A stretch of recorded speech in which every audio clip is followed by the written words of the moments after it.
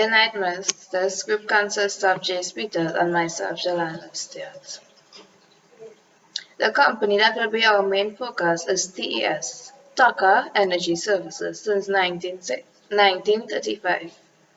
It is a multi-service organization producing 13 product lines. It also has 6 different locations locally. Introduction. The department that will be focused on is tube and conveyed perforating. Tube and conveyed perforating is a use of drill pipes to convey perforating guns to require depth. Safety hazards being investigated are physical hazard, mechanical hazard, biological hazard, ergonomic hazard, chemical hazard, and psychological hazard. Hazards. The first hazard that will be looked at is physical. Tripping. Tripping, to stumble, fall, or lose one's balance. The tripping hazards observed at TES that can cause one to trip are uneven or damaged floors or grounds, poor housekeeping, cables or cords in working area. Some controls that can be put in place are to train employees to clean up after themselves, to report hazards when spotted, to take care of work areas. After a risk assessment was performed, it was determined that it is likely to occur and can have both minor and major consequences. The second hazard that will be looked at is mechanical. Pinch point. Pinch points are points in and around machinery where there is a chance of a body part getting caught between a stationary and a moving part of a machine. Some mechanical hazards observed at TES that can cause pinch points are poor lighting, no machinery guards, wearing loose clothing, etc. Some controls that can be put in place are to install machinery guards, using the lockout tagout method, and implementing the use of PPE.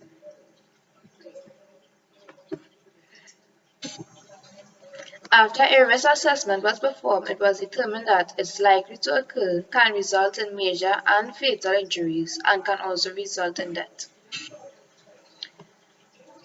The third hazard that will be looked at is biological hazards. Pest. Pest, a destructive insect or other animal that attacks and can cause toxicity to foods. Effects of exposure to pests. Food poisoning, nausea, spread of viruses and diseases. Some controls that can be put in place are to take out trash regularly, to fumigate workplace, and to train workers to clean up after oneself. After a risk assessment was performed, it was found that it's very likely to occur and can result in major and/or minor injuries. I will now hand you over to Jace Peters. Right, good night, Miss. Our next hazard is ergonomic, which is manual handling.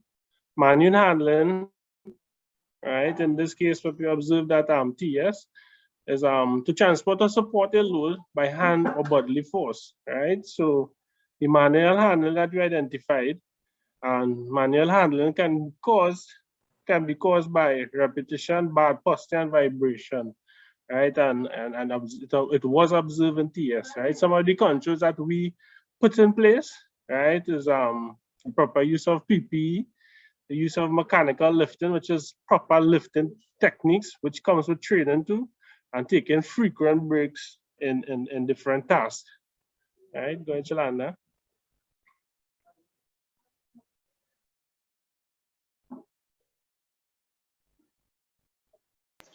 After risk assessment was performed, it was found that it's unlikely to occur and can have minor or major injuries, and injuries that can affect one both long-term and short-term. So out of this manual handling, we recommended that the employees have proper training in terms of lifting, right, and to aid and assist them in not having long-term and short-term effects or injuries. Right, Jolanda? The next hazard will be chemical, right, which is at TS, we use explosives.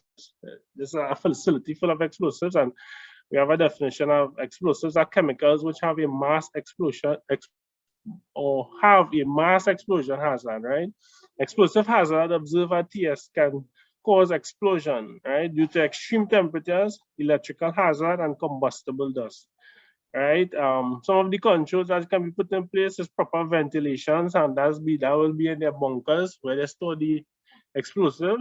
Proper ventilation at all times to keep the explosive cool, avoid ignition sources, right? Proper labeling of the explosive and not having primary explosives stored with secondary explosive, and training all employees in the handling of the explosive, right?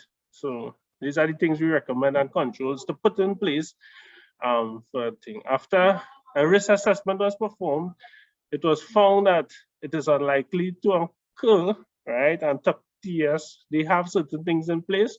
It's just that we reiterate some of the things to them in terms of ensuring that the employee are aware, ensure that primary and secondary explosive are stored separately, right? And if it do occur, it result in major injury and or fatality. Go ahead, Jolanda. Psychosocial, which is fatigue. You know, and fatigue is to be tired is a state of mental and physical exhaustion. Right? Psychosocial hazard observed in TS that can cause one of the fatigue is task demand, medical condition, length of shift, and sleep schedule. So TS is a service company that guys go out and they work hours, 2 days, 3 days, you know. So some of the things that we spoke to them about was putting a 16-hour rotation, where after 16 hours they change out a crew that guys would not be fatigued or would not, you know, cause any form of accident on the job, right? And here we see some of the controls, job rotation, right? Refusal to work. The employees have say that when they reach a certain point and they are feeling fatigued, they can shut down the operation and call for relief, right? Proper sleep schedule. We recommended to them that they have like a container, probably with a bed, you know, a toilet facility that will be dropped on location, right? So that they can rotate. If they don't have shift, they could rotate the workers in terms of everybody get an hour rest, 2 hours rest, and then start back the task, right? And balance that.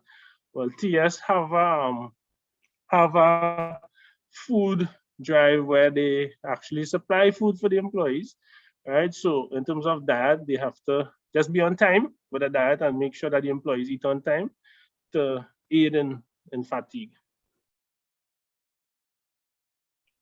All right, so after risk assessment was performed, it was found that it is very likely to occur and can result in minor injuries. All right, so that was our focus.